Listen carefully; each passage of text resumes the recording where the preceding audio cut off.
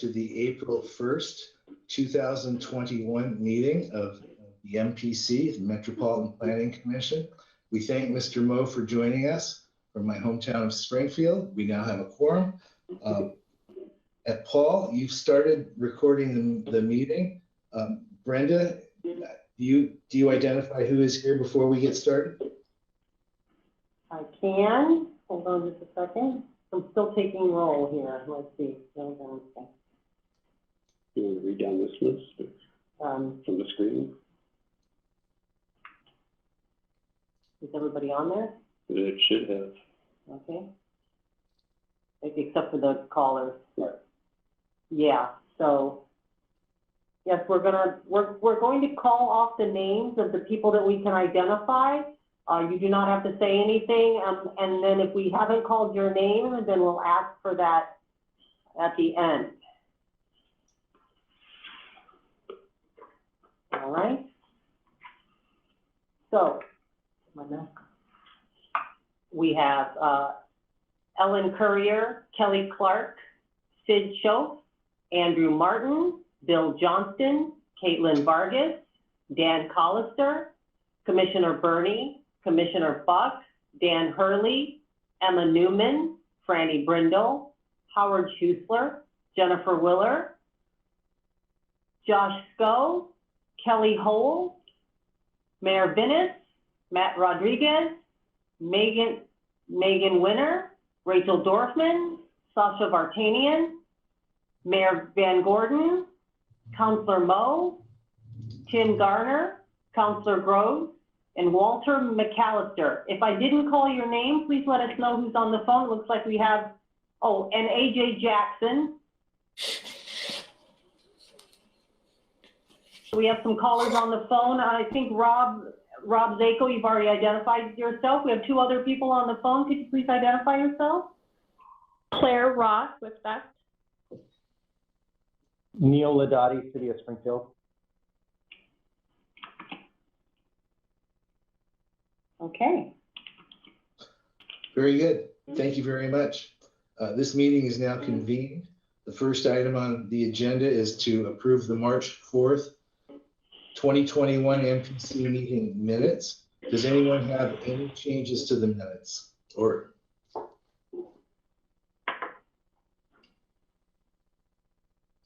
I see none. Is there a motion for approval? I'll move for approval. Second. Steve Moe has moved, and I am sorry. Who was the second? My eyes can't. Randy, was it you? That was me. Okay. Yeah. And seconded by Randy Groves to approve the March 4th, 2021 MPC meeting minutes. Is there any discussion to the motion? Seeing none. All those. How should we do this? Signify by raising your hand, and opposed, same sign. Let the record show that the meeting minutes of March 4th, unless I'm wrong and someone can yell out, were unanimously approved by those present. Adjustments to the agenda and announcements from MPC. Let's do adjustments first. Are there any adjustments to the agenda? Chair, this is Paul. I want to make. Let the record show that the meeting minutes of March 4th. If I'm wrong, and someone can. We're getting a very staggered echo over here. Yes, we did, and I'm not sure why. Chair, sorry. I just wanted to note under adjustments to the agenda that about 15, 20 minutes ago, I sent out yet another revised agenda. So hopefully people have seen that in their email. We adjusted the order of some of the items at the end of the agenda. So Chair, I know the chair has the revised agenda and will follow that, and we can certainly announce the items as we go.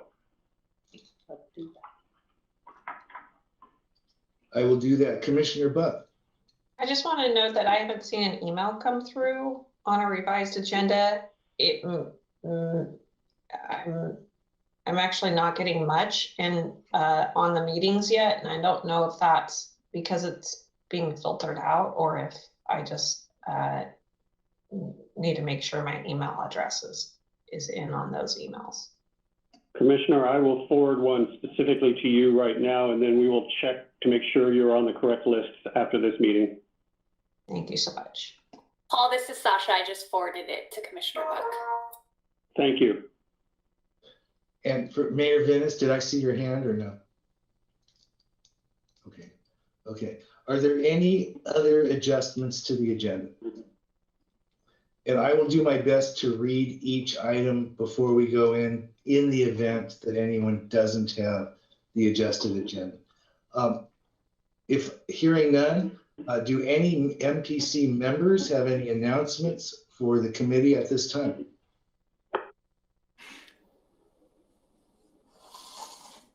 Seeing none, this is the time, this is the moment. We're on item number 5, comments from the audience. Paul, you might share with the audience how you receive comments with remote meetings, and then if you could facilitate if there are any comments from the audience. Thank you, Chair. Yes, just as a reminder, if anybody is listening in from the public, we have asked over the past year of virtual meetings that if you know in advance that you wish to comment during an MPC meeting, either during comments from the audience or during a public hearing that is on the agenda, please email me and let me know in advance. That is just makes it a little bit smoother during the meeting. And today we do have 2 people that have let me know in advance that they wish to speak during comments from the audience at this time. So Chair, would you like me to call on those? Please. First up, first person to let me know was Rob Zako. Good morning. Can you hear me? Yes, Rob. Yes. This is Rob Zako. I'm Executive Director of Better Eugene Springfield Transportation. And I just want to speak to agenda item 6A, the Regional Transportation Plan Performance Measures Update. As you recall, we and several other people testified on your performance measures in February and generally are pleased at the recommendations that staff are making. For greenhouse gas emissions, the recommendation is for a 20% reduction in greenhouse gas emissions by 2040 from light vehicles. That is great. That's the standard for the state. Just a technical question or clarification. I think that probably should be per capita rather than absolute numbers. If we have a bunch of climate refugees, that might not be what's intended. Second, for access to transit, the number and percent of households within 1/4 mile frequent transit is a good measure of usefulness of transit. Perhaps better would be what Jarrett Walker has used, which is access to jobs, which is more direct, not being able to get to transit, which is a means, but being able to get to jobs and shopping and places, which is an ends. But generally, the idea of measuring how useful transit is also good. And finally, for health and safety, we welcome staff's suggestion of doing more work to develop upstream measures of actions to take to make sure that our transportation system is safe and healthy for people. So that's all good. We're generally pleased with the direction that performance measures are moving. Of course, measuring something or saying measuring something is only the first step. Getting to those measures is going to take work.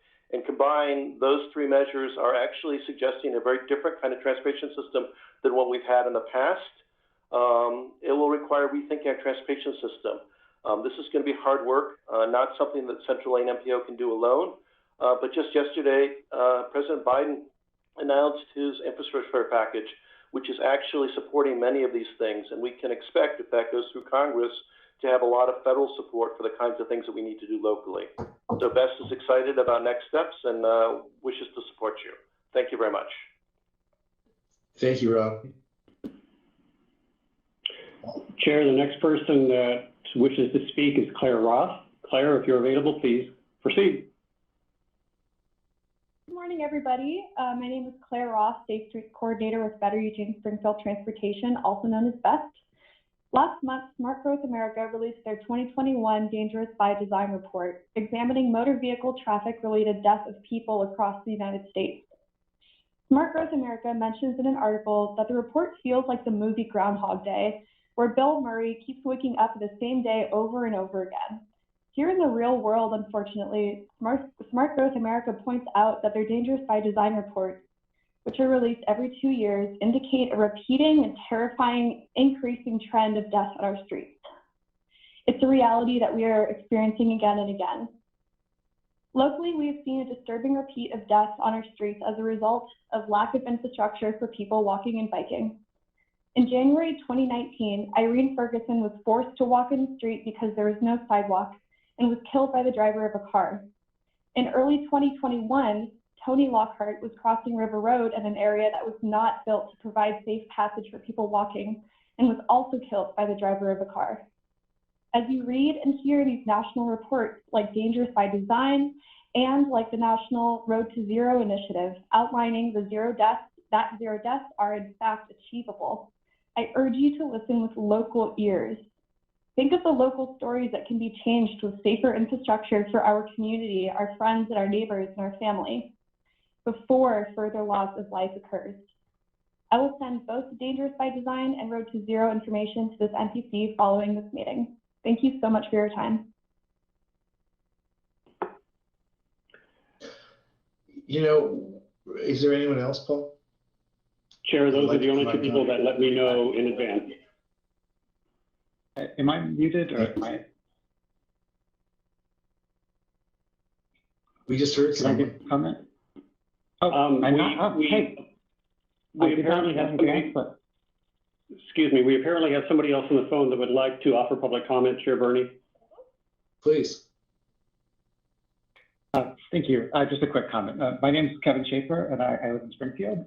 And I wanted to take this chance to read some tweets from radical transportation activist and U.S. Department of Transportation Secretary Pete Buttigieg in hopes that they can lend some inspiration to your decision making. We reject false choices between fixing the roads we have and making space for alternative modes of transportation. Americans deserve world-class quality and a full range of good options to get where they need to be. The purpose of cars is to serve the needs of people, not the other way around. Our policies should reflect that. It's time to break the old false choices of climate versus jobs. It's time to create jobs through climate action. You should not have to own a car to prosper in this country, no matter what kind of communities you're living in. And finally, American communities could be as good or better than any other place in the world when it comes to mobility options. We just have to make that choice. And so I read those tweets because I would like you to make that choice. Thank you. Thank you. And Paul, is there anyone else that would like to speak? No one else who has notified me. Is there anybody else on the line who would like to offer public comments? I'm seeing no indication.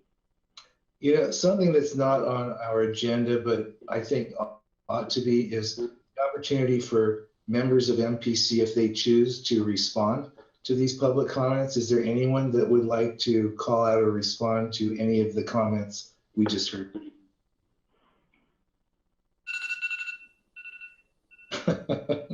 Well, I guess that answers my question. Okay, thank you all very much for your input. I think it was very substantive and appreciate it. Item 6 now is Metropolitan Planning Organization issues.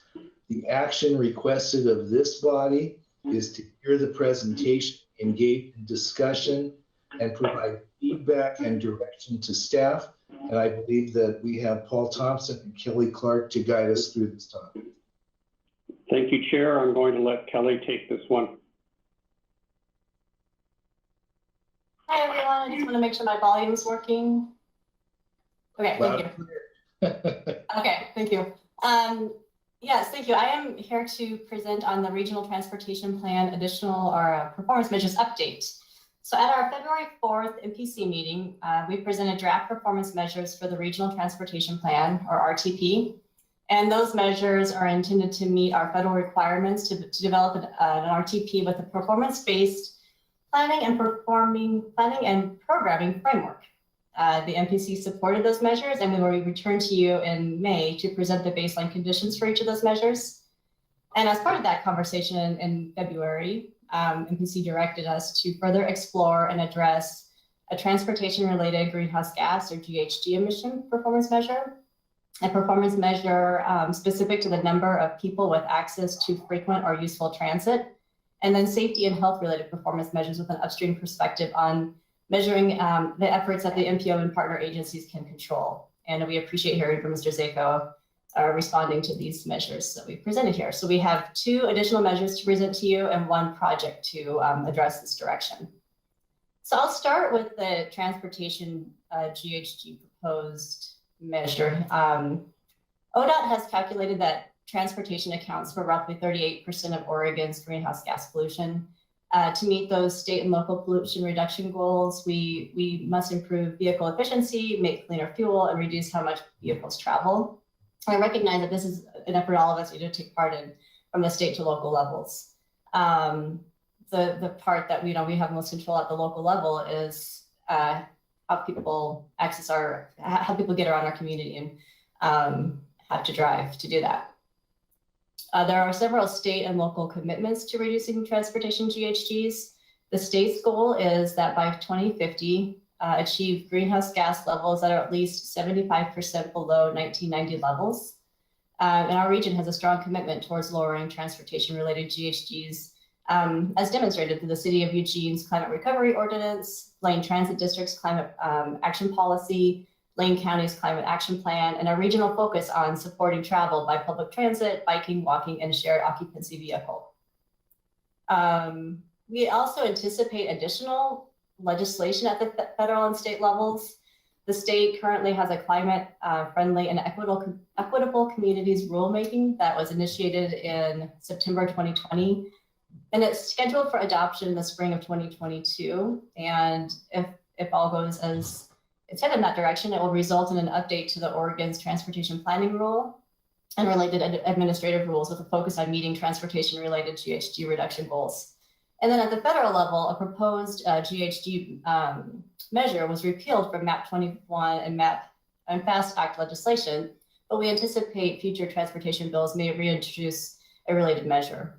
So given all of that's kind of happening at the state and local levels and federal levels, and in anticipation of impactful impending legislation, we propose a transportation-related GHG emission performance target that states support local and state efforts to reduce transportation-related GHG emissions, with the target consistent with the state target for us of a 20% reduction in greenhouse gas emissions by 2040 from light vehicles. And again, that's consistent with the state goal by 2050 to achieve greenhouse gas levels that are 75% below 1990 levels. I will continue with the second measure that we're presenting today, and then we appreciate your feedback and direction after that. So the second measure that we're presenting today is access to high frequency transit. The current draft list of RTP performance measures includes the number and percent of households within a quarter mile of transit stops. And in response to the direction we received from MPC, we propose including the following transit-related measure, which is the number and percent of households within a quarter mile of frequent transit, which we would define as headways of 15 minutes or less during peak periods for the entire region within equity-focused areas and in non-equity-focused areas. And just in response to Mr. Zako's comment, we do have a performance measure related to access to jobs as part of that original package of performance measures we presented in February. And it was the number and percent of jobs accessible by average households within a defined commute time by travel mode. And we define that as 20 minutes for motor vehicle and bicycling, 15 minutes for walking, and 30 minutes for transit. And then our third response is more of a project that we'd like to implement as part of the upon adoption of our RTP, and it's related to the upstream and downstream health and safety measures. We propose an RTP project or strategy to address upstream and downstream measures related to public health and safety. And the reason is that those measures are more qualitative and nuanced in nature. And one example that we got from our conversation in February was measuring access to employment and transit and via walking and biking, and through the lens of the quality of the systems that people are using. That takes a little bit more time to evaluate and develop measures around. So we value this perspective and propose actions that will allow us to be more thoughtful in proposing and creating some of these measures through the Safe Lane Coalition and the Transportation Options Advisory Committee. And our Transportation Planning Committee supported these proposals at its March 17th, 2021 meeting. And at this point, appreciate any questions and feedback and direction you may have. Well, Ms. Clark, I'm going to ask, are there any questions, directions, or feedback that anyone has on this presentation? Yes, Caitlin. I just want to say on behalf of Carl, who's not here, I think adding that measurement for access to high frequency transit, you addressed that really well.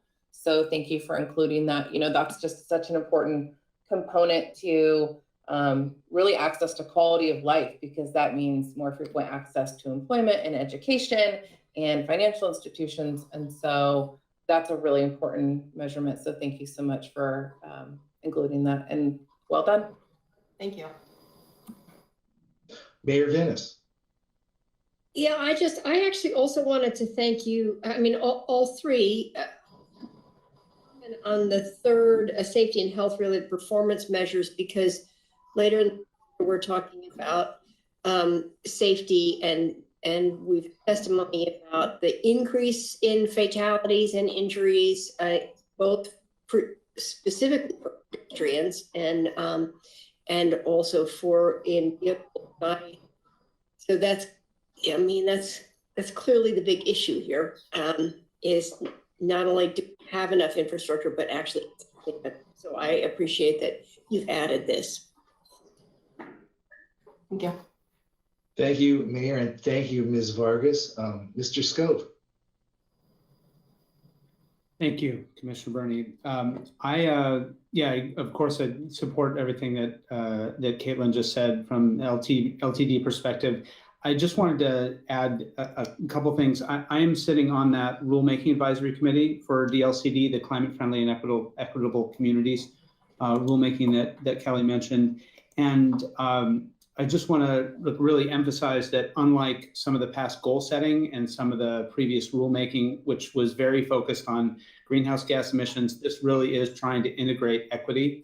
And so there will be performance measures and goals of some sort related both to greenhouse gas emissions reduction and to equity outcomes at the local level. So it's becoming pretty clear. We're just a few meetings in, and as Kelly mentioned, the rulemaking that won't be finalized until next year.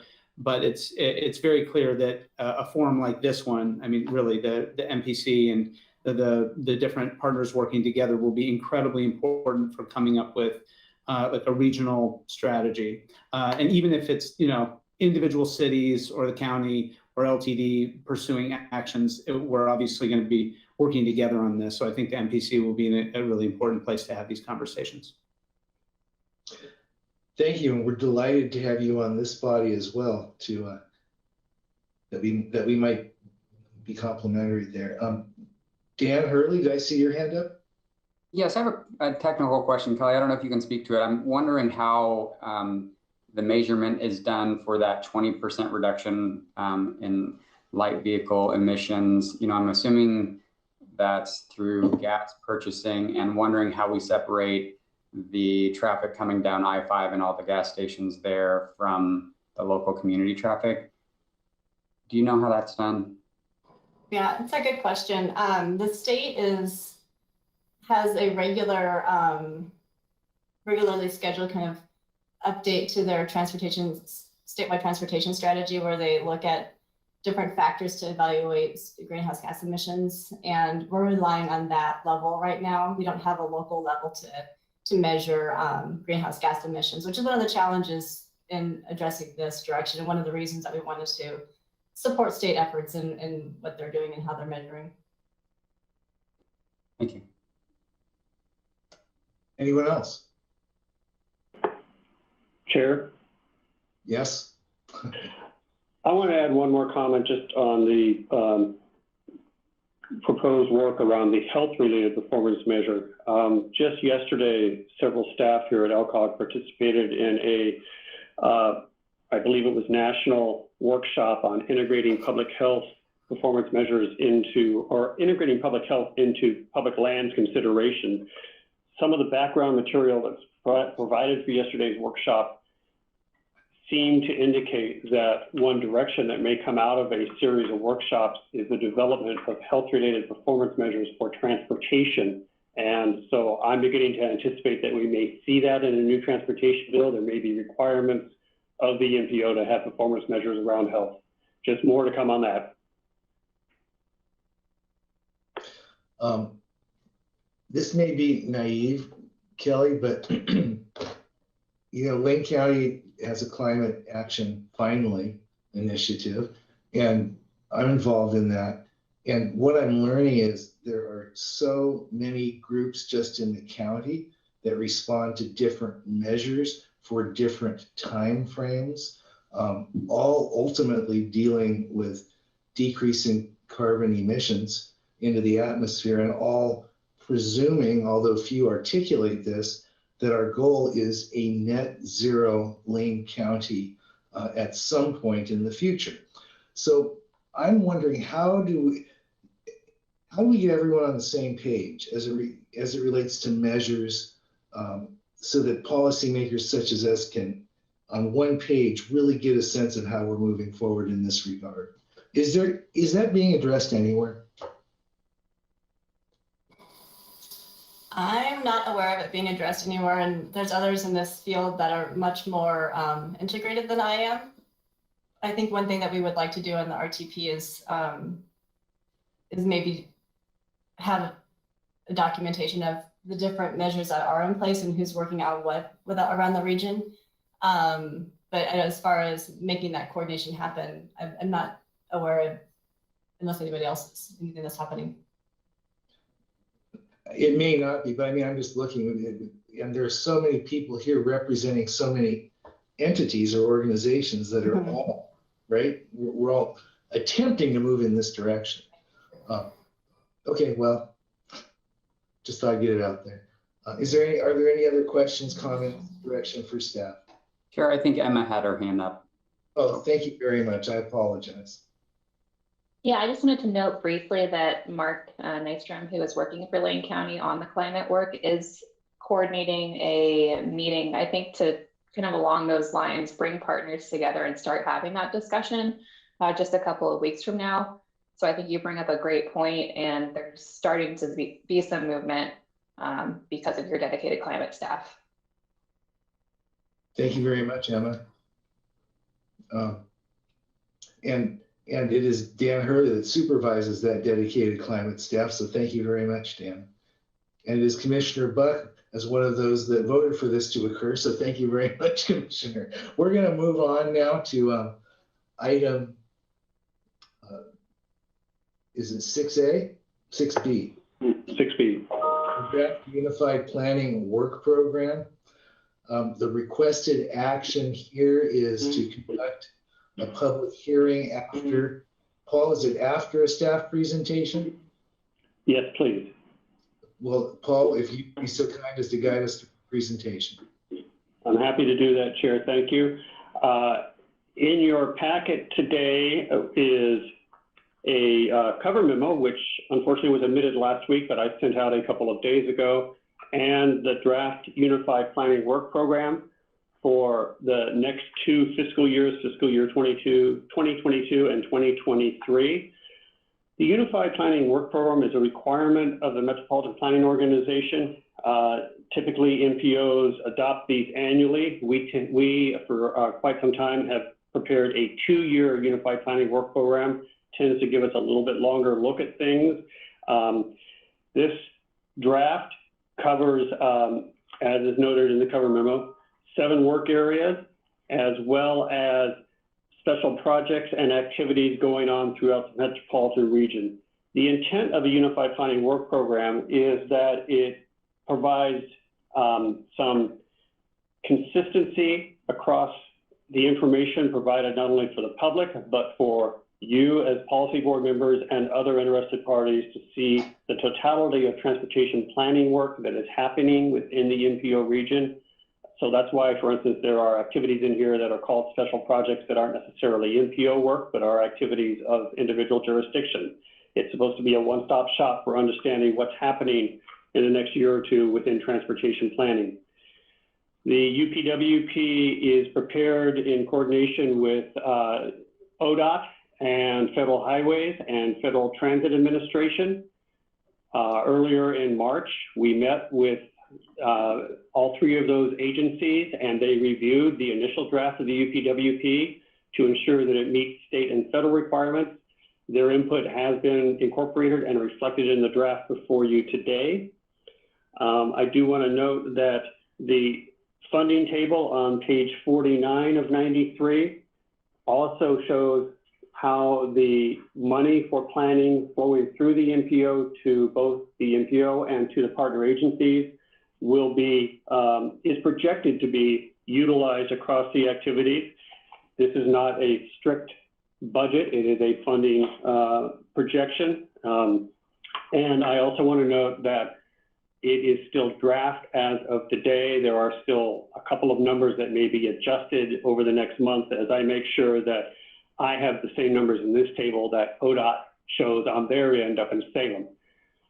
What we're asking for today is for a public hearing, which is a requirement for the UPWP, on the draft. And then after the public hearing, any questions, comments, or feedback by MPC members on this draft. There is a public comment period currently open for 30 days. And after that closes, we will ask for adoption of this at your next meeting in May. Thank you, Chair. Thank you. So I will now, I don't have a gavel. We'll now open the public hearing for the draft unified, oh, thank you, whomever did that, for the draft unified work plan. Paul, is there anyone that would like to speak to this body on that? Chair, Rob Zako indicated that he might wish to speak, so I will ask that we check with Rob.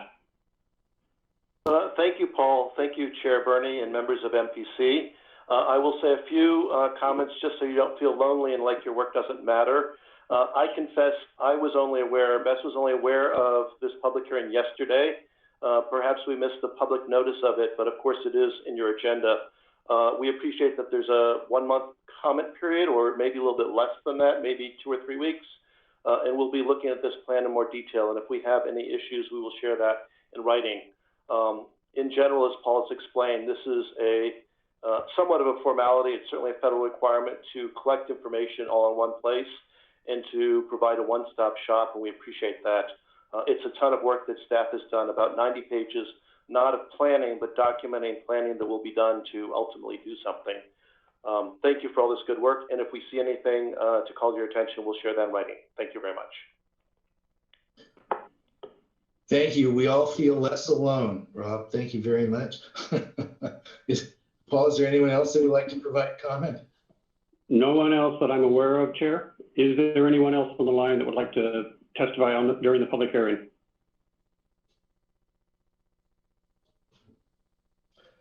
Hearing none, we will now close the public hearing on the draft unified planning work program. And are there any MPC members that would like to make a comment or ask a question?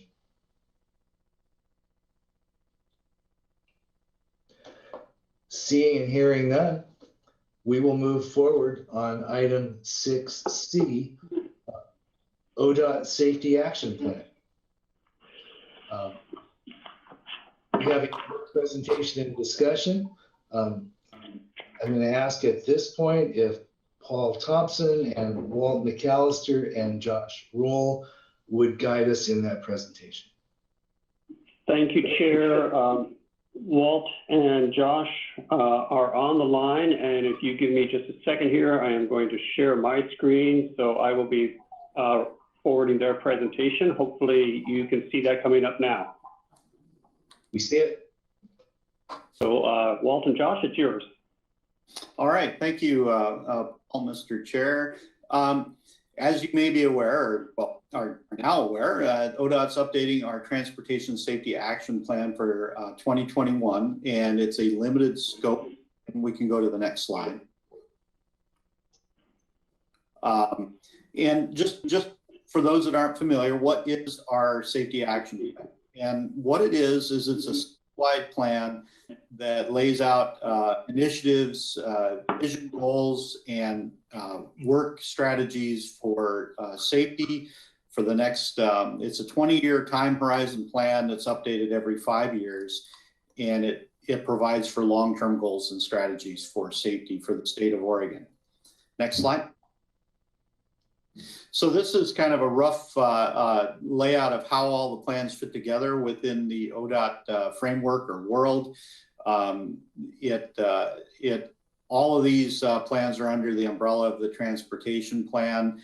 The safety action plan is a little different in that it is the entire state's plan, and it involves other state agencies like the Oregon Health Authority and the Oregon State Police, other state and local law enforcement and public health and safety agencies. Okay, next slide. ODOT engages numerous partners. That's an ODOT crew here.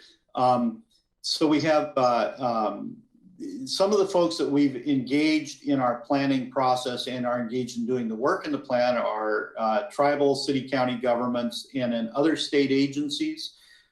We engage transportation planning and engineering firms, enforcement agencies, EMS service providers, and you can see there's an extensive list of folks that work on safety action planning and implementing the safety action plan. Next slide.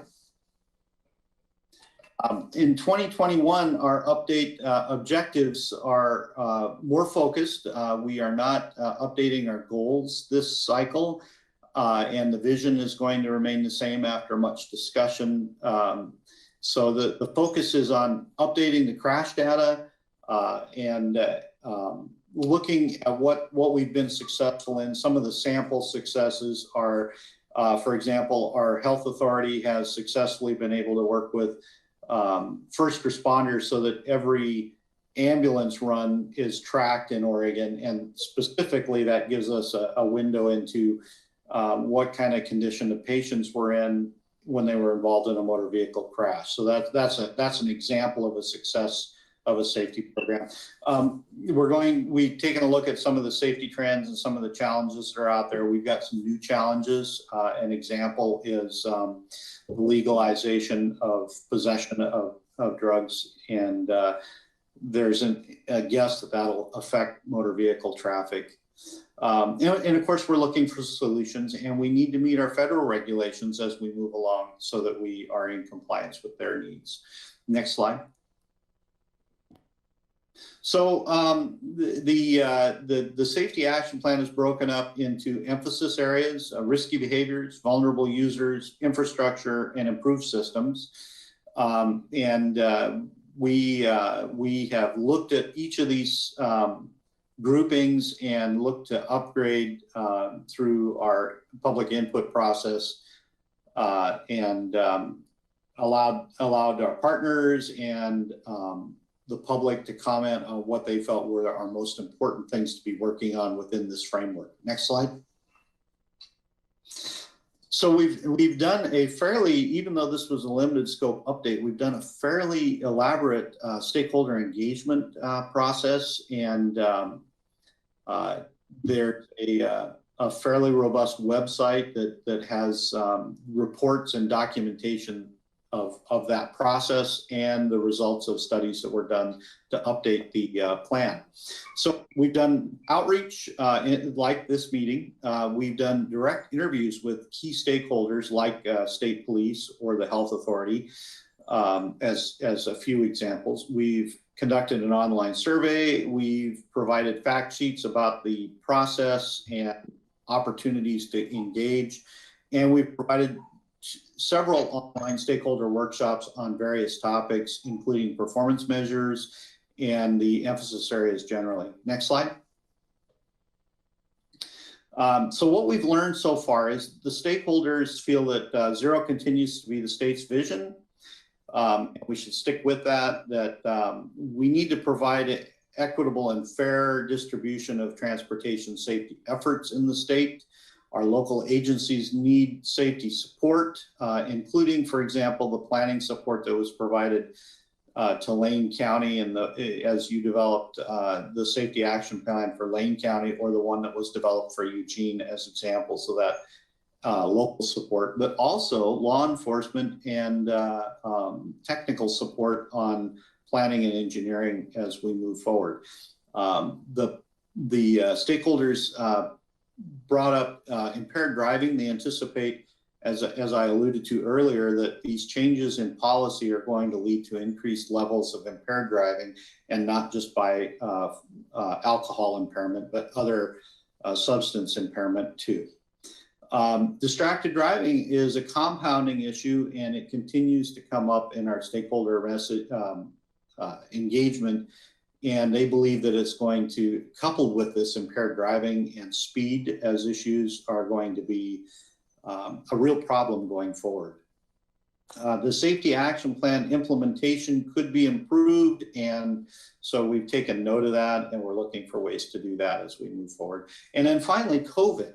COVID has the people working from home has brought out some interesting things. We wonder how that's going to take shape going forward, and the stakeholders acknowledge that as well.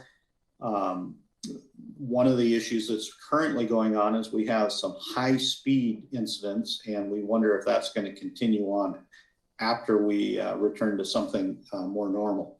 So next slide.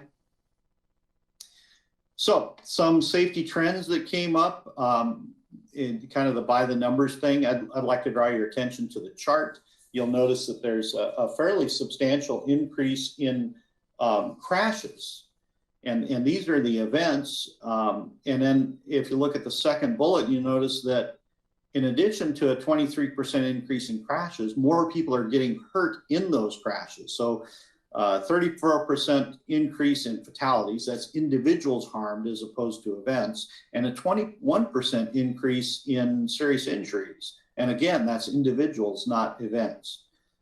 Pedestrians, as individuals, we're seeing a 20% over the prior data run, 5-year average, a 20% increase.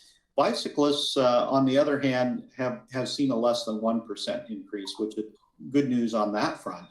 Motorcyclists are also concerning with a 16% increase. Okay, next slide.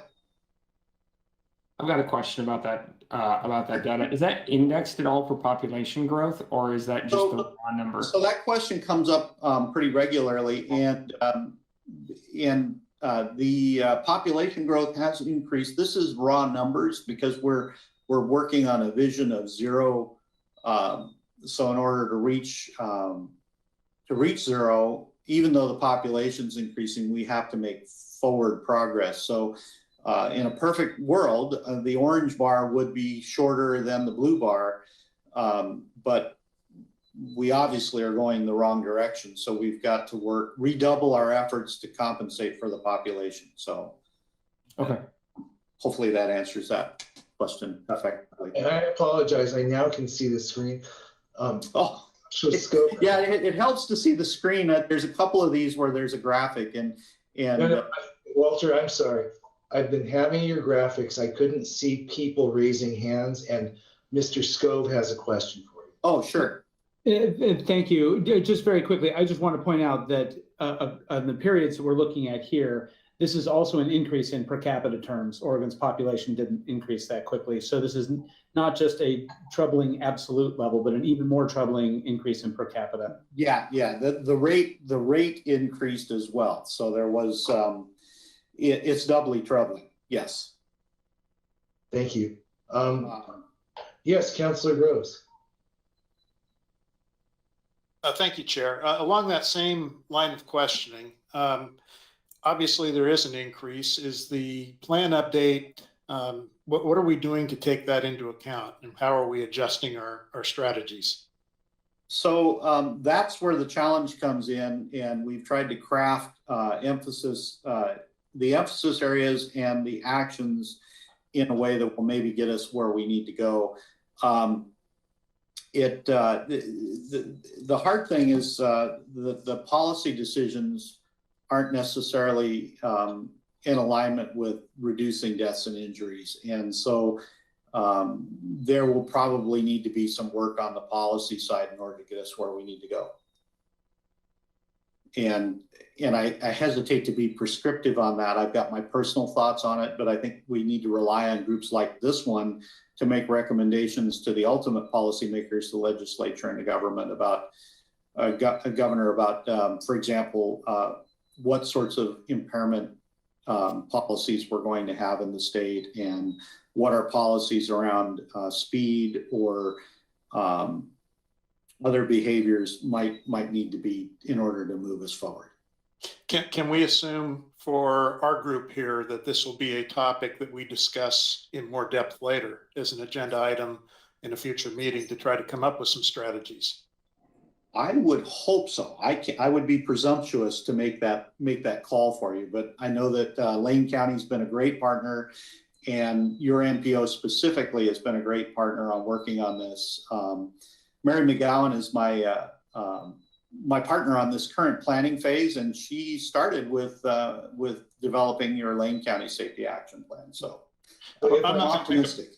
I'm not going to make a motion on that at this time, but that's something I do hope that we can dig into, even if it's a subgroup of this body that brings back some recommendations. I think this is something that we need to keep our hand on the wheel here and just help try to move us in a positive direction. Thank you. Mayor Venice. Yeah, thank you. I'm gonna wait until you got all the way through the presentation, but I'm just going to join the popcorn here and jump right in. So and maybe you'll get to this on your slide with the 2016 TSEP emphasis areas where you had risky behavior, vulnerable user infrastructure, and improved system. Yes. The question I have about this is that even some of the accidents that were cited in public testimony, some of our challenges, not only that we don't have sidewalks, but also that we have very long blocks, that these fast moving corridors are very long, and so people are crossing mid-block and getting hit. And so does that fit into this construct? I mean, you identify intersections and roadway part. I'm sort of wondering if the things that we kind of experience on our major corridors, that's really the issue we're facing. It's not necessary. I mean, there are bad intersections for sure, but there's also that mid-block kind of crisis. So this kind of jumps me ahead, but I'm gonna do like you. I'll just jump ahead a little bit on the clock. And there are vulnerable users list pedestrians, and there are specific actions in the emphasis areas about pedestrians, and we've beefed those up and we've kept them separate from the bicyclists. And the reason for that is because the pedestrian issues are different than the needs of bicyclists, and we wanted to acknowledge that in the plan. What I would encourage you to do, and there is a slide, and we'll talk about this a tad more, but I've got to kind of keep moving along so Josh can cover his information. Be sure to look those emphasis area actions over and make sure that they meet the needs of your MPO and your local community. As we go into public comment, and in May, we will come out with a public version of the plan. Now that we've had a lot of input, it's really critical that we meet the needs of the local communities. And even though we're not going to be updating our goals, we definitely are looking at the strategies or actions that we're going to take. And so it's very important that we keep moving along. So another trend, thank you for moving that slide back. The urban fatal and serious injury crashes, there was a pretty good jump on the urban side of the equation. So the urban, the scale is tipped to 56% of the crash picture is urban. And in the past, you know, it had been in the 48% of the total. So that is, for those of you that have responsibility for a city, that's a matter of great concern because we're seeing changes. And as we get to a slide down the road, you'll see some more information of great concern in that Region 2, your part of the state has seen a big jump.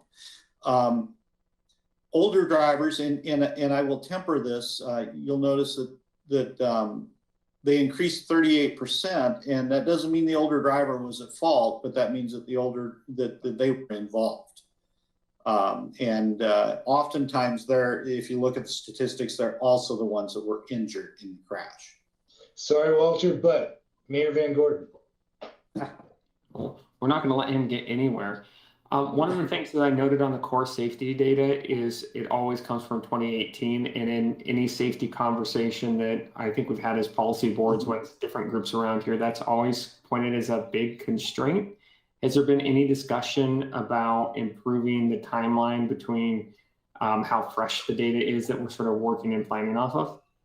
Absolutely. And, you know, insider knowledge, I also am in charge of the Traffic Records Coordinating Committee, and we are planning to fund some modernization on the crash data. And more importantly, we've done some work also with the Oregon Health Authority I mentioned earlier to get our NEMSIS or National Emergency Medical Services data so that it's statewide and much more complete than it used to be.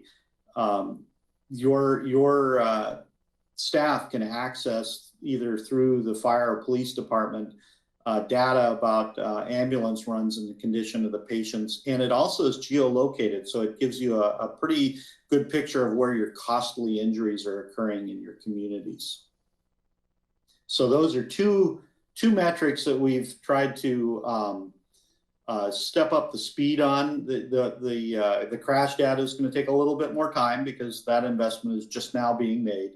But the NEMSIS investment has been made, and we've made tremendous progress, and I expect more progress because I'm making another substantial investment this year. As much as we want to continue to interrupt you, why don't you please continue, sir? Okay, thank you, sir.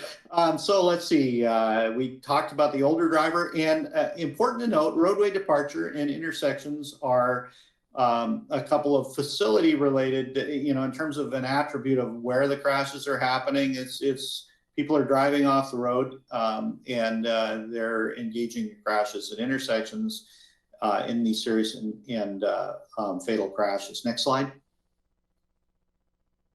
So here's a trend by the numbers, and I alluded to this earlier too. Take a look at Region 2, your region, 38% increase in the time periods.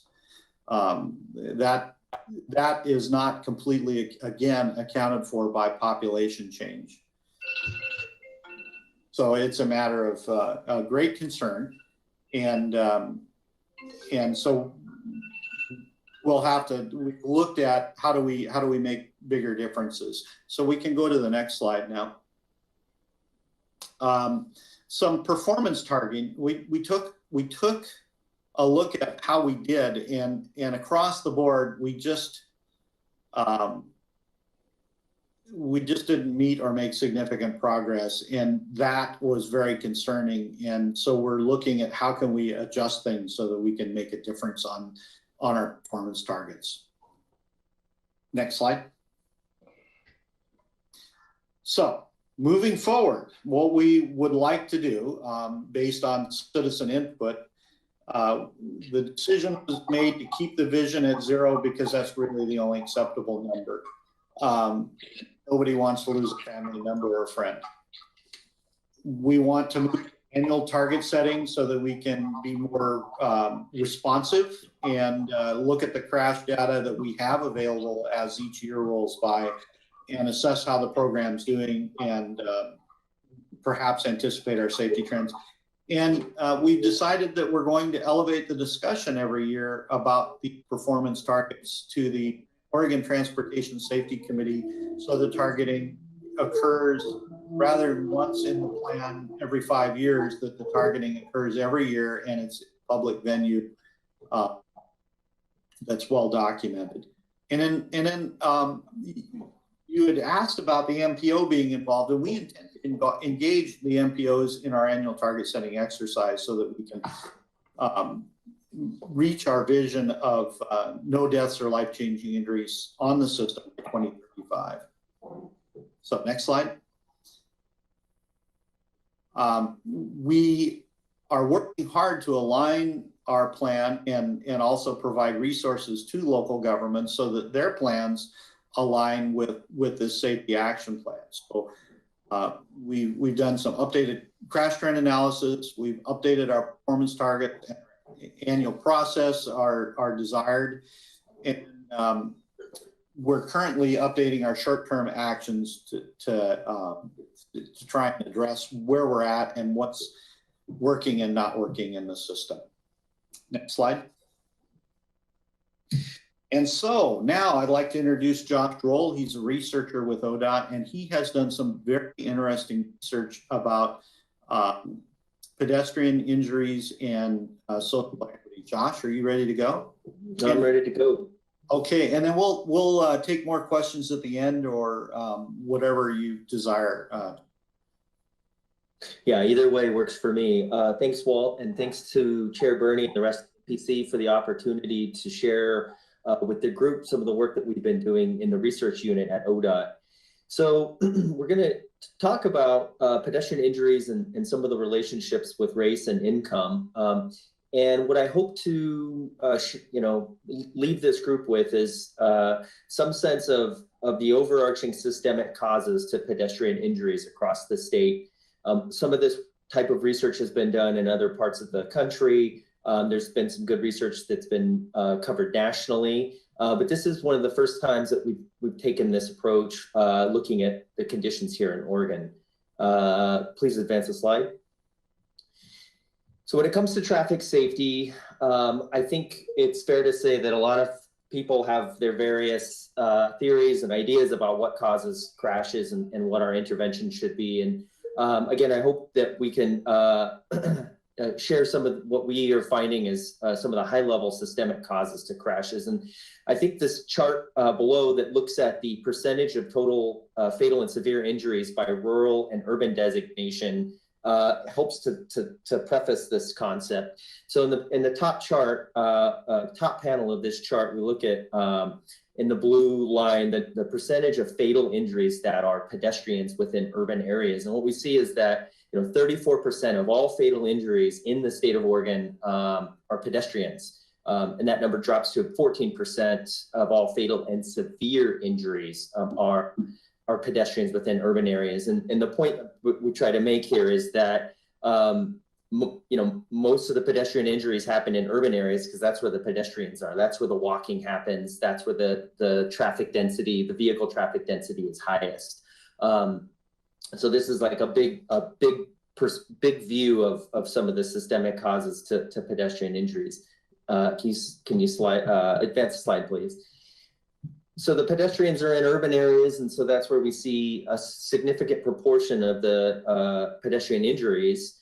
And the reason, or the impact on the population of these pedestrian injuries is not equal across all racial groups. We'll talk about income in a little bit, but it's hard for us to measure the income of the pedestrian as directly as we can the race.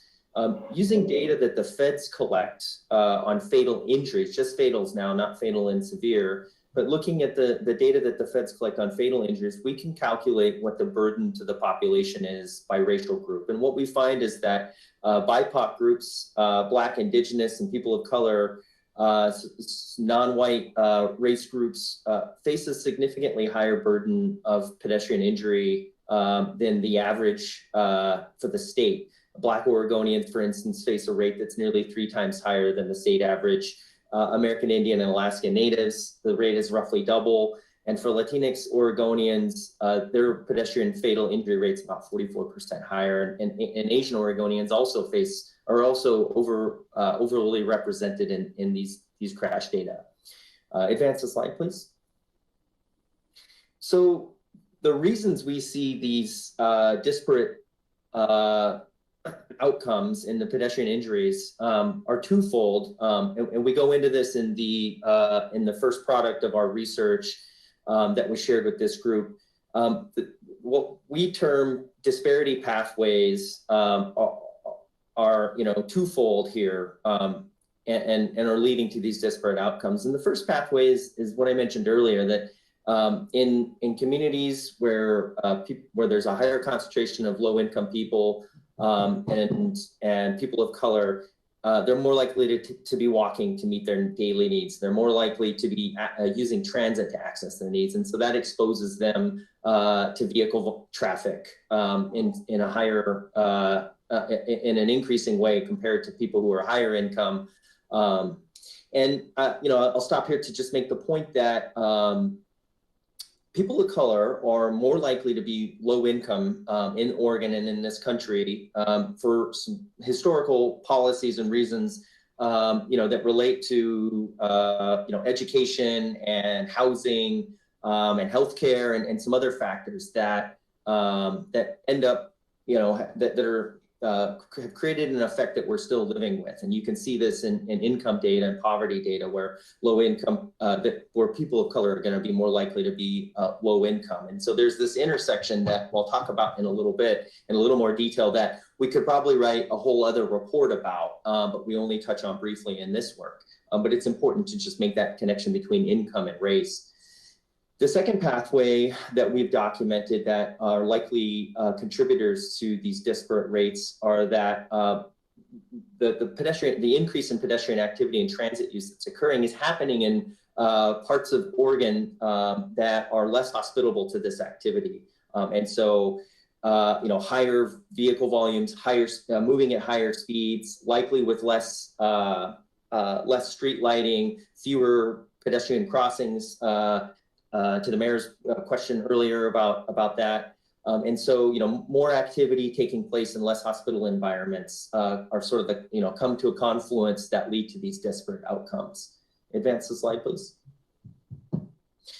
And we shared I shared just a few slides ago the way we can measure the disparate outcomes based on race. And so in order to say something about the role that income plays, we have to take a different type of approach and do what's termed sort of an ecological approach, where we look at census data and try and relate our crash frequencies to those data, where we can measure income as well as race. And so what we've done is taken a pretty simplistic approach of categorizing all 800 or so census tracts in the state based on the concentration of poverty and people of color in those tracts. And when you do that, we can categorize the tracts into a low concentration to high concentration of low-income people and people of color. And what we found is that 40% of the fatal and severe injuries, pedestrian injuries, are experienced by just 25% of the population. And so when you calculate a population-based rate on that, we find that the pedestrian injury rate in these high concentration tracts is 63% higher than the state average, and significantly higher than census tracts with much less concentration of people of color and low-income people. Advance the slides, please. This is just a slide detailing how this categorization plays out spatially, looking at one urban area, in this case in Salem. And so if anyone knows much about Salem, the tracks shown here, and I apologize for not having something in here for Central Lane, but what we can see here is the tracks classified as high are some of the tracks that are in eastern parts of Salem, where the arterial lane miles, arterial speeds, arterial vehicle miles traveled are a lot higher, probably more transit use, and so forth. Advance the slide, please. In the interest of time, I'm going to move this past this one too, so that we can get through and have lots of time for discussion. And so, digging into a little bit more of the details about what we know in terms of the first pathway around, having, the relationship between income and race and, more walking, more transit. We're just showing here in this slide that, if you live below the poverty line, you're more likely to walk, take transit, and bike at a rate of about 3 to 1. So you're about 3 times more likely to use those modes to get to work. The slide, please. This is another data point that we gleaned from the National Household Travel Survey, just looking at how often people who are living, or how often people at different income levels report that travel is a financial burden for their household. And what we show here is that, if you're $25,000 or less, in your household income, half of all respondents said that, travel is a financial burden, and that those households are going to be more likely to choose walking and transit because of that travel, because of that financial burden. Next slide, please. And we do have data gaps for certain elements around the built environment, specifically where our sidewalks are, where our crossings are. We don't have a statewide database of those types of roadway features like we collect, functional classification for the whole network. But what we know from other studies that have been done around the country is that sidewalk gaps, lower density of street crossings, lighting are more likely to be present in low-income neighborhoods and neighborhoods where there's a higher concentration of people of color. Next slide, please.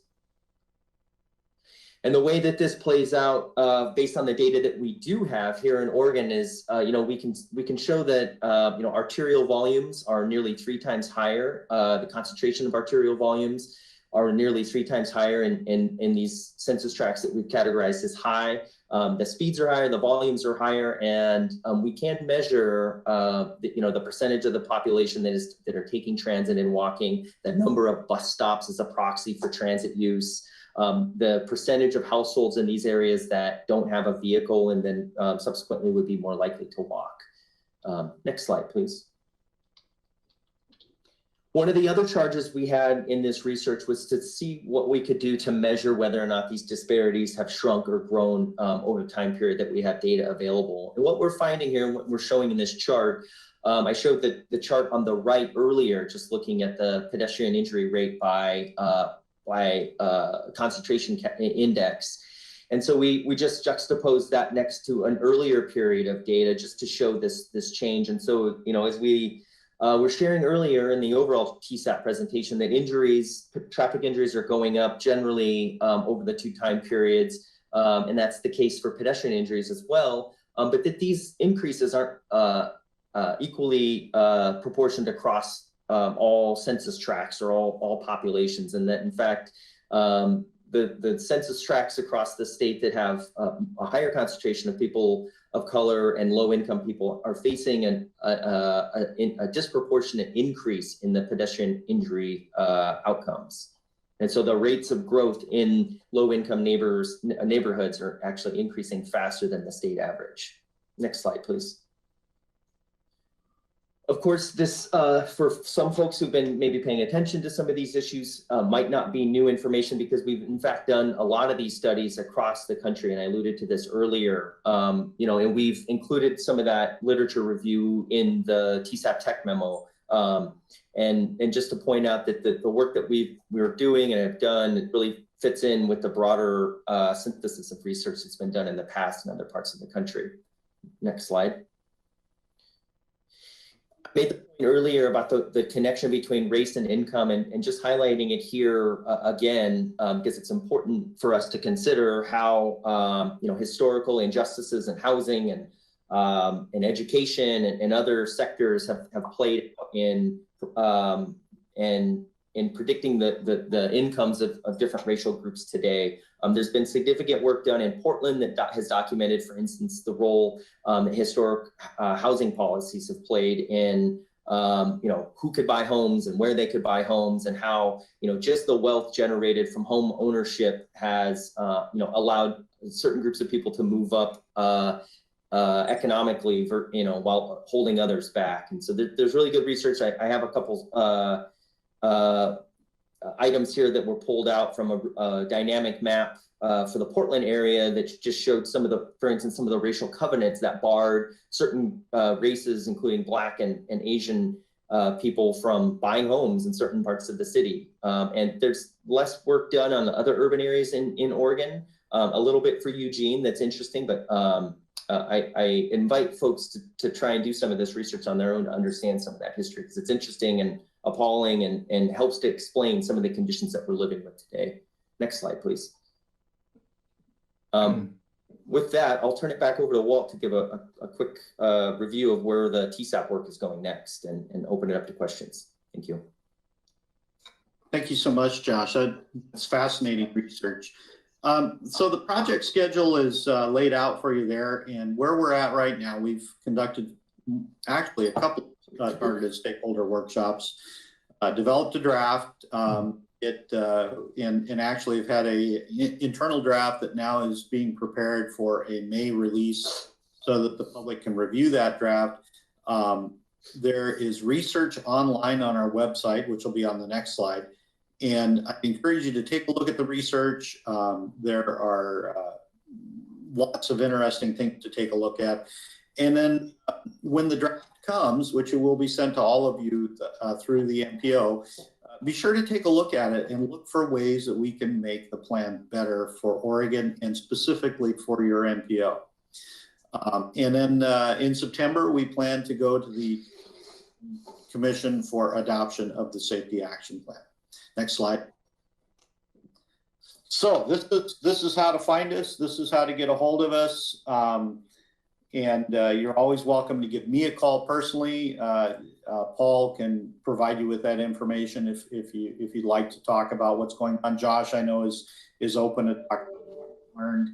And you can send a note to that safety@odot.state.or.us, and I can connect you up to whoever you'd like to speak with. So open it up for questions. I think we're still a few minutes left on the docket, but not a lot. Well, we'll take the time we got. Thank you very much, Walter and Josh. And now it is questions, comments, discussion. And I see Mayor Venice's hand. Yeah, thank you. I just following up on my earlier question about those focus areas, and now having heard Josh's presentation about people and much higher incidence. I mean, they tend to be in urban areas. I'm just wondering about, does this plan sort of target in a very specific way? First of all. Secondly, I am interested in your map of Salem, and if you have a similar map for the Eugene area, because that would be very helpful for us to see that in the city. But just, I'm interested in where the fine tuning is on that targeting in terms of where we need to focus our safety efforts.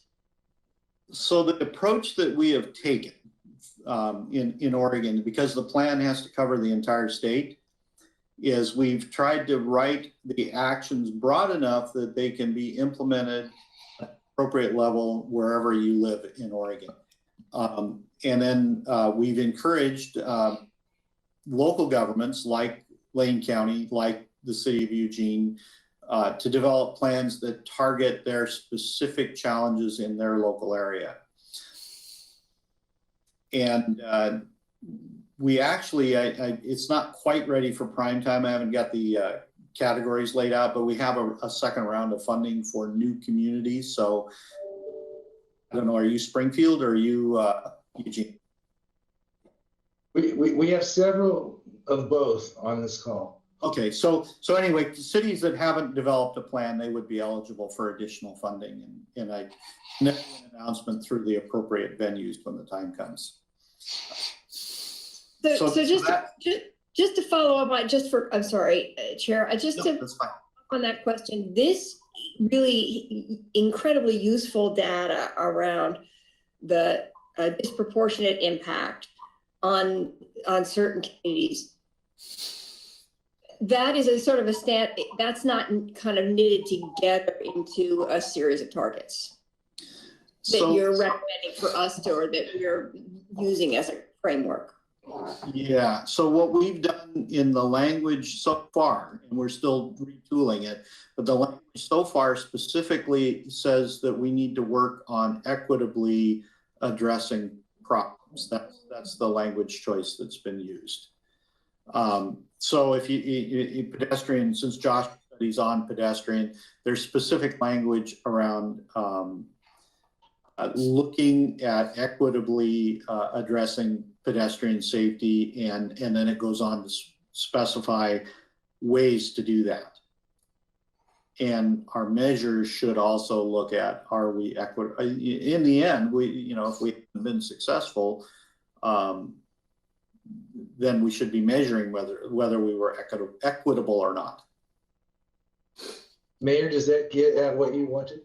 It gets closer. I mean, I guess my concern is that if 23% of the population is experiencing 40% of the injuries and fatalities, that is not an equitable question. That's a question of targeting and prioritizing. And so I'm worried that if we're looking at the whole landscape as if it were all sort of equitable, that actually doesn't get at that population is being more severely impacted. That's my concern is, will this help us develop that kind of tool to really look at our landscape that way?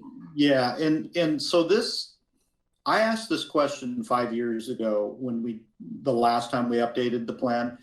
I knew that there was an income, people of lower income are involved in a disproportionate level of crashes based on what we knew.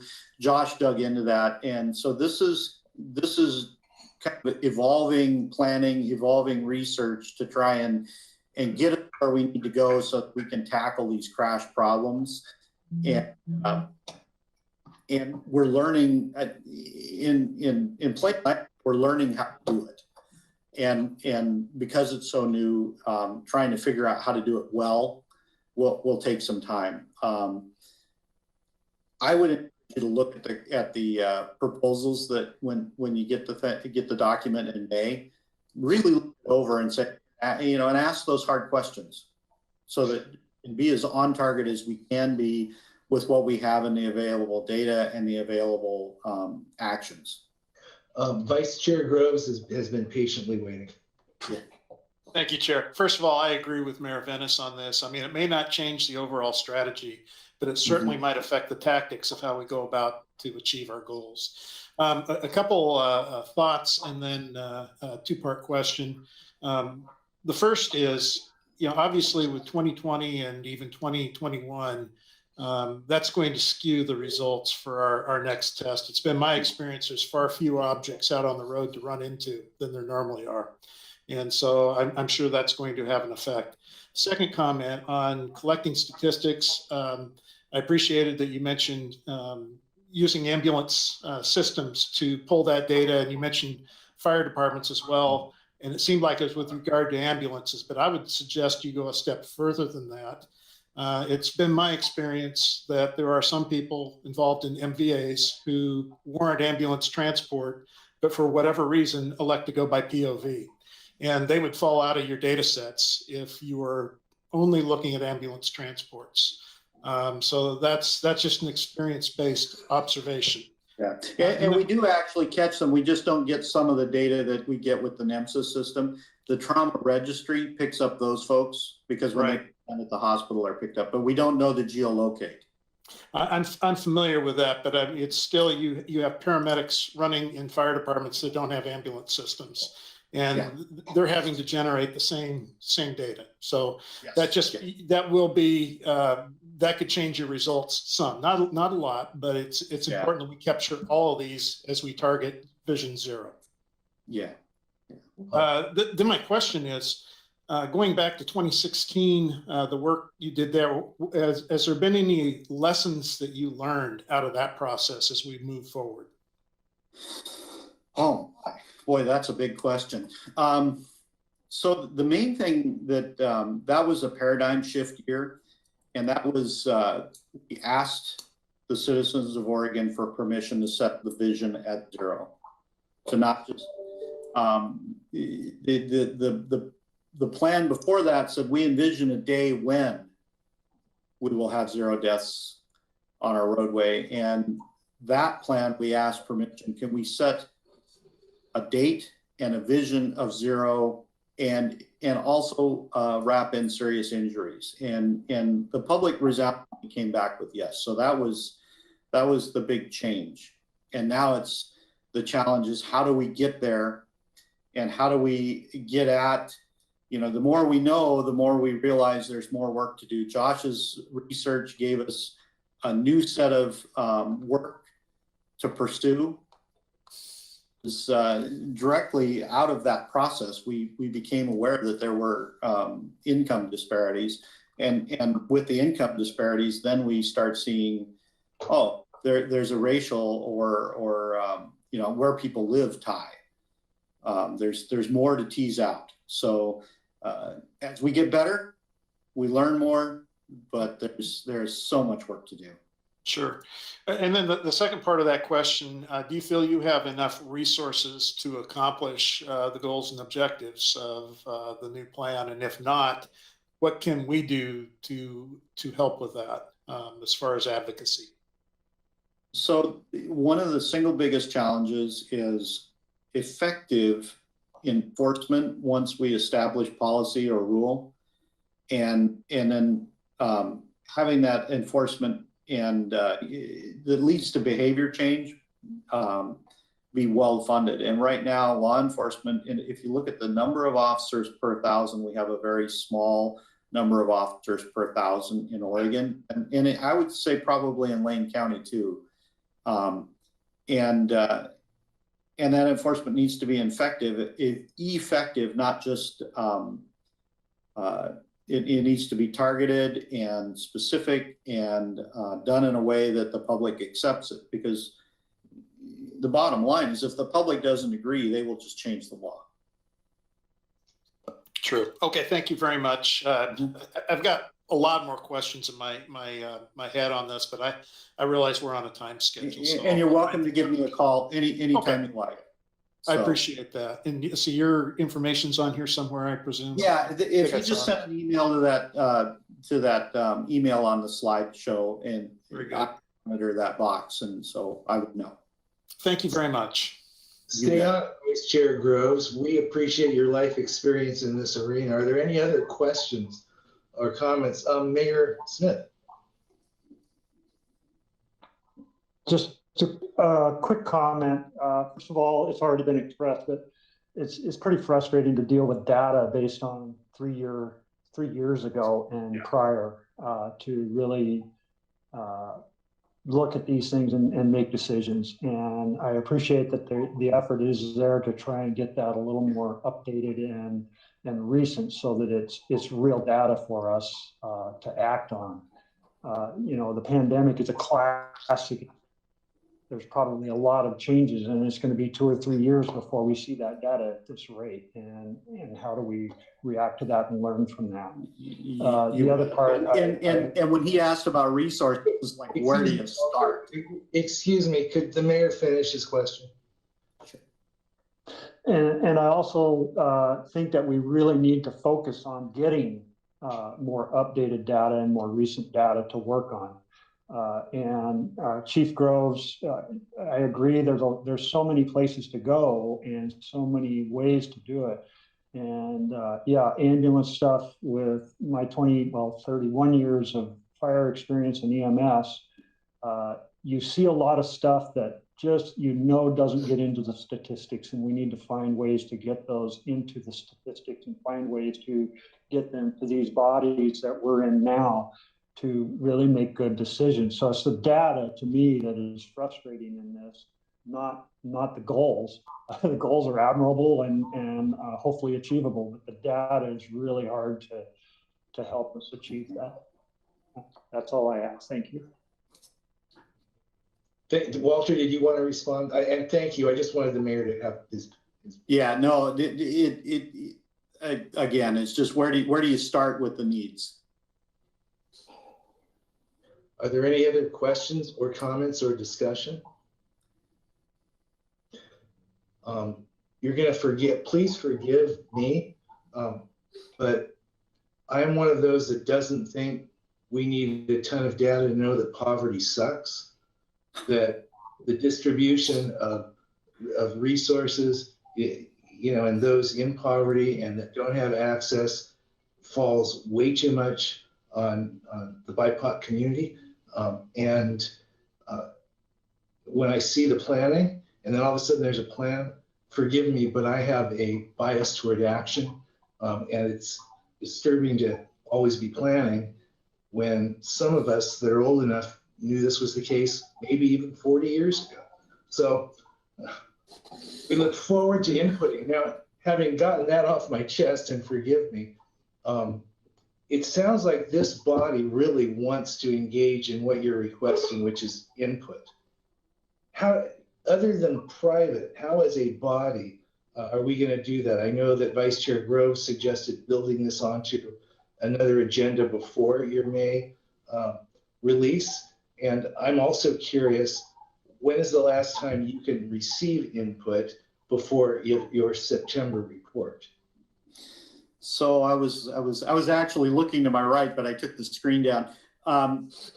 In May, we will release a public review plan, and I believe that wraps up in July. That's the final date to do input. When you get that plan, you can respond as a body as well as individuals to that plan. So if you feel that the plan doesn't make the mark, if you feel that the plan could do better, you can respond individually, you can respond as a public body. Thank you, sir. And, yeah, and that, I would say that's the most direct way to do it. And I hear Paul wants to add to that. No, Chair, I was just going to reassure you that it does look like when the draft is released in May, there would be June and July for this body to discuss and perhaps provide input as a body. I'll make sure that the staff committee discusses that and prepares an agenda item and also coordinates with the Safe Lane Coalition work and perhaps has their assistance in providing input. Thank you. Anyone else? Well, Mr. McAllister and Mr. Roll, thank you so much for all of your time and your presentation. We're with you, and any criticisms are just meant to make it better. Thank you very much. Thank you so much for having us. Thank you. We are now on item 6D, letters of support for federal earmark funding. Paul, it says action requested, approve the letters. So why don't you guide us through this? So I will at least introduce and start you off. This is something that developed starting just yesterday and then had even more added to it just hours before this morning's meeting. What I sent out in an email this morning indicates that there are 5 letters of support being requested of NPC today.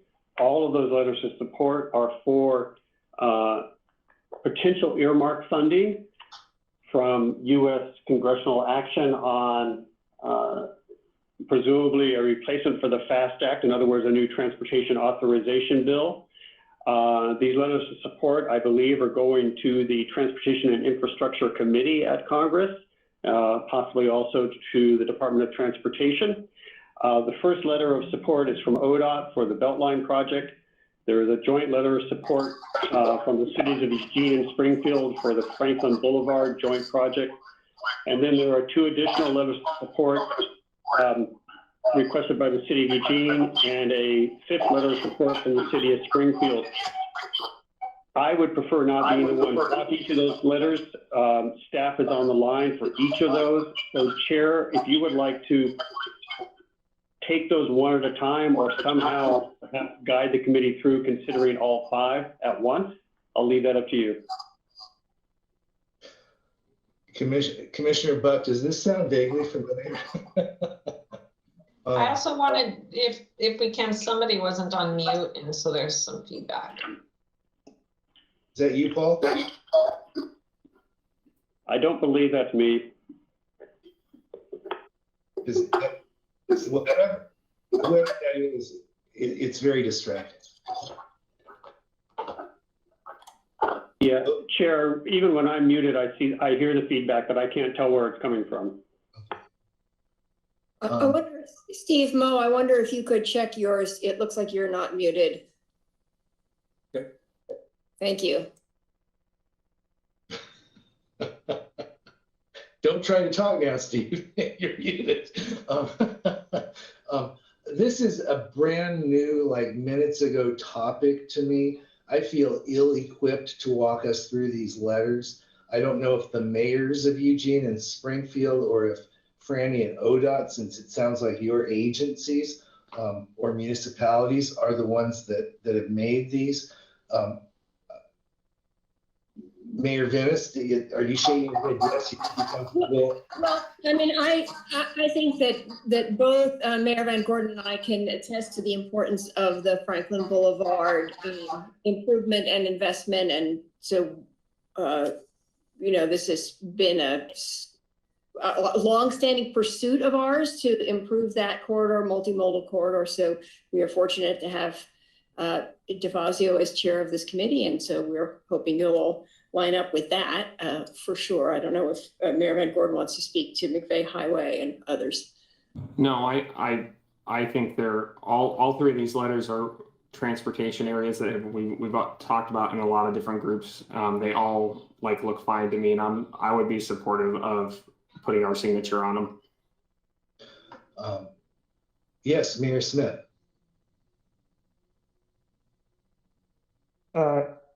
I read all letters and I would support every one of them.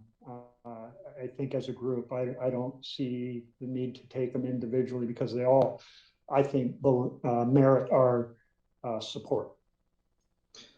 I think Councilor Moe is agreeing with you.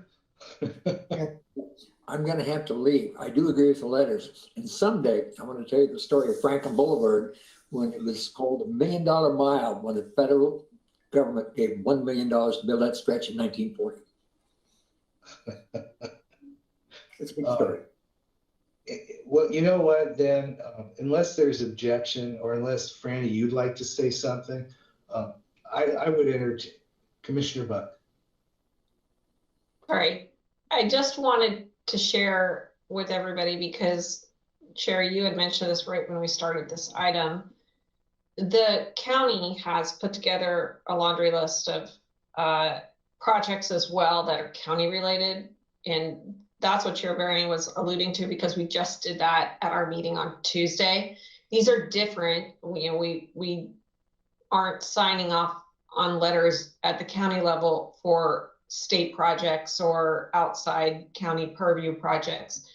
And so I'm sure Congressman DeFazio is getting a ton of these from lots of different agencies.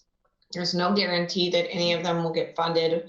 But with the earmarking, it sounds like each representative gets to pick 10 projects out of all the ones that all the different agencies in CD4 are giving to him as potential projects. So it will be very interesting to see which ones he ultimately includes in his ask, and out of the entire House of Representatives, they'll all each have 10, and so which ones finally get funded will be a very interesting watch. But I just wanted to share that bit of information with everybody.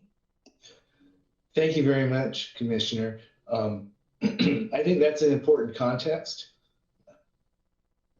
I think Lane County had 10, I believe, that we have approved.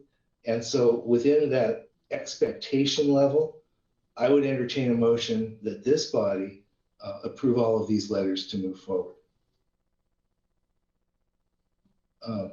Mayor Smith. I'll move. Oh, I'll second. Whatever.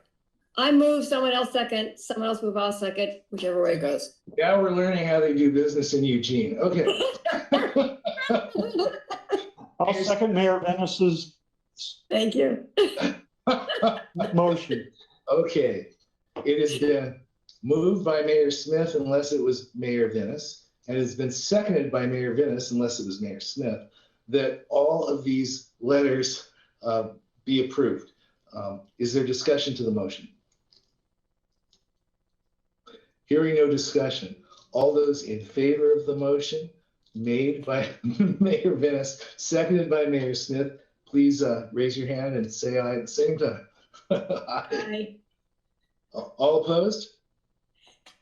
Let the record show that this body, all members present, unanimously approved these letters to be forwarded and approved. And that's not stating it right, but that's that. We're moving on to the next one. 6E, future discussion with Chair of Oregon Transportation Commission. Action requested is discussion here.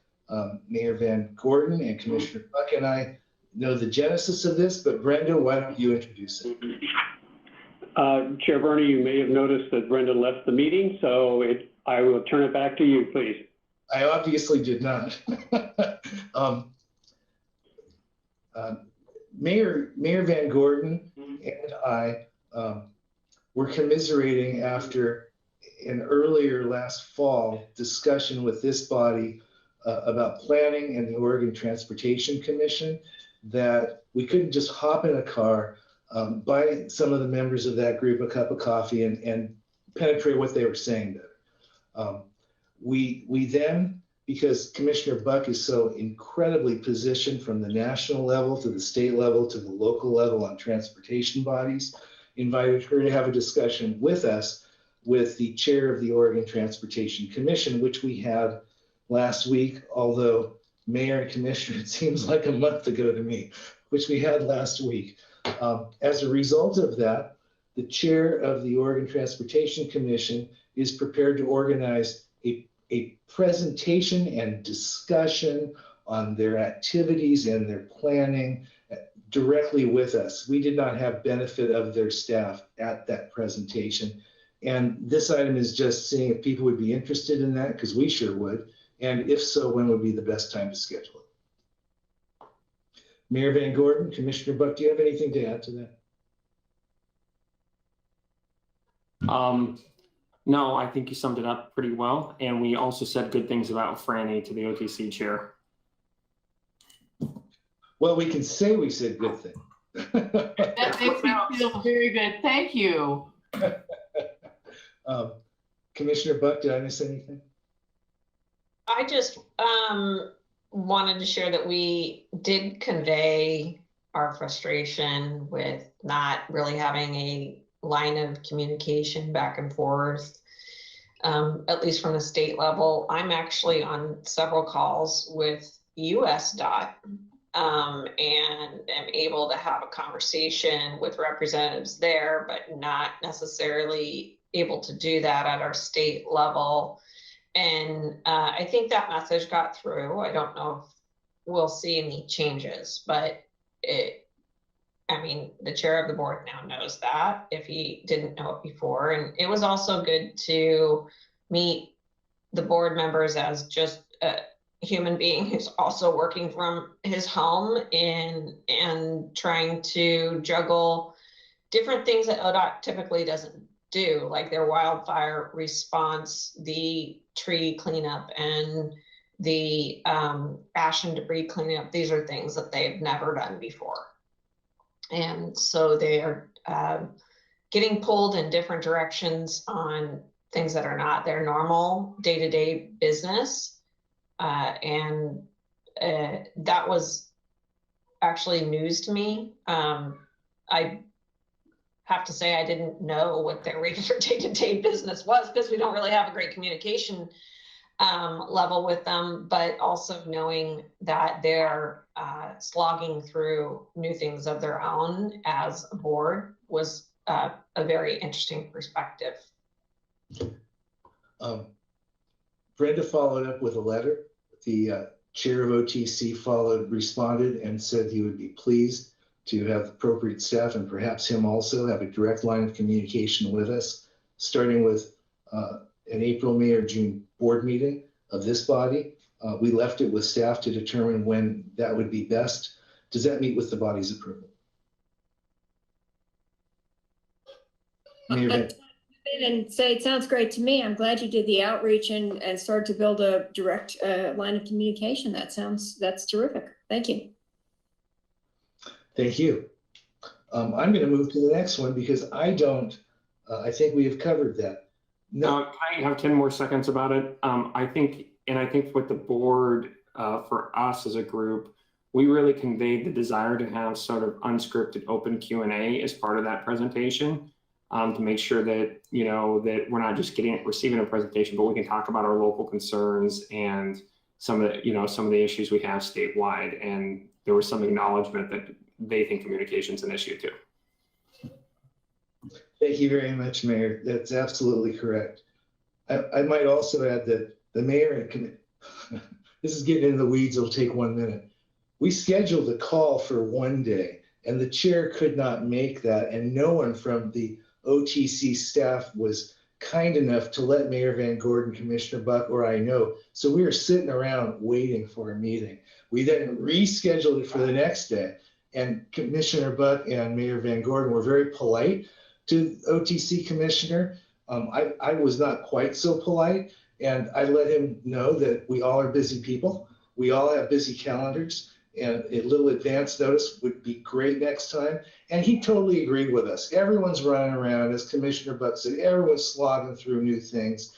He agreed, and I think that has led to what Mayor Van Gordon stated, which we really focused on. We don't just want a presentation. We want some open Q&A and build a relationship moving forward. Unless there's anything else on that. Chair? Yes. May I ask, would you like then staff, Brenda and I, to coordinate the date with Chair Van Brocklin? I assume that's what your direction is? Yes. And am I hearing correctly that an open conversation means that we can just set up the conversation and put it on the agenda? You don't need staff to prepare talking points or anything else for the agenda item? They will present some of their planning, and we would like to have an open discussion after that presentation. Okay, I just wanted to clarify because part of what we wanted today out of this agenda item was, clarity on whether you would have whether you as a group wanted to develop talking points ahead of time, but it sounds like that's not necessary. Does anyone have any input? I don't. I don't think it sounds like it's necessary. Thank you. Chair Bernie, I actually, I wouldn't spend a whole lot of time on it, but I think them giving us a couple of broad topics, like if there's a technical piece that we probably need to raise, might be helpful. Because right now, just based on the conversations we have, right, we may get into these sort of unfiltered, fire everything at them. And if there's a technical piece from the MPC, I would be open to hearing that. I can certainly provide a couple of key points. To be honest, one of the key points is one that we've talked about for years, which is just that lack of communication, lack of a direct line between the OTC and us. And also, and I'll speak to this more later, but how the OTC, if I can be so blunt, maybe doesn't engage in communication with the MPOs as much as it does with its own acts. And yet the MPOs, in some respects, have more authority within the metropolitan area throughout Oregon, and we feel that they should be engaging us as much, if not more, than the acts. All of that is fine. Commissioner Buck? I hear what you're saying, although one of the concerns from Lane Act is we also don't get that much communication from them. So the bar is low. So Paul, anything that you want to provide us as background would be nice. Once that meeting is scheduled, if you'd like to take a few minutes and review it with us, that would be great. But I'd also like to remind you that no staff even initiated this. This was a board that was frustrated that we didn't have that relationship. We took that initiative. And so please schedule a meeting and provide whatever points. Something that we neglected to mention is we might also, as a body, want to consider for that particular piece of our agenda, inviting members of Lane Act to listen in and participate. Mayor Smith. Just briefly, I agree with that. As a former member of the Lane Act, well, I'm actually still a member, but my counselor represents Coburg. That was an issue that we discussed for 2 years when I was on the Lane Act, that lack of communication. I think it's something that is very prevalent to hear Commissioner Buck talk about. I can call the US DOT, but I can't talk to anybody in Oregon DOT. That is something that just needs to be dealt with. And I appreciate the board members moving forward with that. I think that we need to express that frustration and try and find a solution to it. And I agree with Lane Act maybe being a part of that, because they had the similar stuff. I haven't been meeting for a year, but I'm sure it's still there. Thank you, Mayor. Is there any other discussion? Paul, do you have what you need to move forward with that? Yes, I do. Thank you, Chair. Thank you very much. 6F, LTD Sustainability Program. This is a presentation and discussion. I'm going to request that staff guide us through it, and afterward we can ask questions or make comments. Chair, may I ask whether we feel there is sufficient time left in the meeting for this? We had originally scheduled 20 minutes. We're down to 13 minutes left in the meeting, and I believe there are some updates and information share at the end. LTD is willing to postpone this till next month, but we could also ask Kelly from LTD, who's the presenter, whether she would like to proceed or postpone till next month. I defer to all of you. I'm happy to do, I'm at your service. Thank you, Mayor Venice. I would just suggest that we postpone because we'd like to give it due consideration, and I don't think we want to rush through that and not have time. I see lots of heads shaking up and down. Is anyone opposed to that? Kelly, I apologize. I don't know how to pronounce your last name, and we don't want to impose on your schedule, but if you'd be kind enough for us to build you into the front of the next month's agenda, we would greatly appreciate giving your topic the time it deserves. Sounds wonderful. Thank you so much. Thank you very much. I believe that puts us on 6G, follow-up and next steps. Initial at first, an ODOT update, and we all know who will provide that. Franny. Hi, everybody. Franny Brindle here from Area 5 of ODOT. I'll let Bill Johnston talk about the strategic plan that the Lane Act is doing after I'm done with a few comments, and then we'll go from there. Couple things. On the STIP 24-27, we know that funding categories have been been described, been at a high level by the OTC. My keen interest is in the highway enhance and the bike ped funding. So I'm going to give you just a little update. There's not a ton of news, but a little bit. So the Highway Enhance program is a statewide program approach this go around. ODOT will be reaching out to the ACTs and MPOs about potential project ideas that can be shared within our region. So that would be Region 2. And Region 2 has our Super Act, if you will, our 4 areas within that. The applications will be internal. This is all I know. And that there's a lot of details that's still to be worked out. But the amount is small. It's only 65 million for the whole state. And my understanding is they're not going to sub-allocate to the areas. It would be a statewide that we would compete for. So that's the latest I have on that. And then for the bike and ped funding, that's actually referred to as Active and Public Transportation Program. And there'll be a number of programs under this funding category. We're still working through the processes, but some funds will likely be application-based. Some will be leverage opportunities where we would leverage onto an existing project, maybe a fix-it, a bridge, pres paving, a safety like we did before, and others still to be worked out. So I will be bringing you updates as I have them on that. And then secondly, it's on the Western Federal Lands FAST Act, the Federal Lands Access Program grant, which is actually fairly sizable. This will be maybe more of interest to the county than the cities, but we do have a lot of federal land in our county. And these monies are for the applications just starting to come out. It'll be out anytime in April. And the idea is to improve transportation facilities that access our federal lands. And our federal lands are BLM, Forest Service, National Park, Army Corps of Engineers. So our Fern Ridge Reservoir lands, that's federal lands. That's 18.7 to 39 million for our state, for our county. So it's pretty good.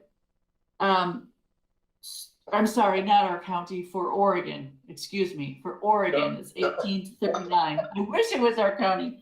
I apologize. And so this would supplement our state and local resources for public roads, transit, and other transportation facilities. So it's not just highways, it's transit. It could be bicycle, pedestrian. And I know that the city of Oak Ridge, for one, is interested in applying for some of these monies. So just wanted to give you an update on that. And then if Bill Johnston would want to say something about the Lane Act. Yes, happy to. Good afternoon, everyone. I'm Bill Johnston, Area 5 Transportation Planner. The Lane Act is one of 2 acts in the state that have been selected by ODOT to participate in a pilot effort to develop what we're calling an area strategy. It's planning, it's an effort to identify a strategy for the future transportation system here in the Lane Act area, which is Lane County. There's a series of 9 meetings that have been scheduled this year. Some of them are with the full Lane Act. There's a special subcommittee that's been formed to focus on specific topics and do some of the detail work. And they'll check in with the full Lane Act from time to time. ODOT has hired a consulting team to assist in the effort. The other act that's participating is the Northeast Act from Eastern Oregon. Hope to be done in October or November. There will be a final report. Again, it will be a fairly high level vision, focus on some of the funding categories. There's some flexibility that will allow the Lane Act to provide input to the OTC, who's the ultimate audience for this plan, on issues that the Lane Act feels are important. That's a pretty high level overview. Happy to answer any questions. Anything to add, Franny? Nope. No. Thank you. That was equivocal no. Bill, are you through? I am done, thank you. Are there any questions or comments? Thank you very much, you both. Our next item, G2 for there's that echo. Someone needs to mute. We have MTIP administrative amendments. Paul, they're attached. Is there anything you want to state regarding those? No, Chair, thank you. If there's any questions, I'm happy to address them. Are there any questions on the attached amendments? Okay. G3, are there any items either from our staff or from members that you want to see on the next or on future agendas of this body?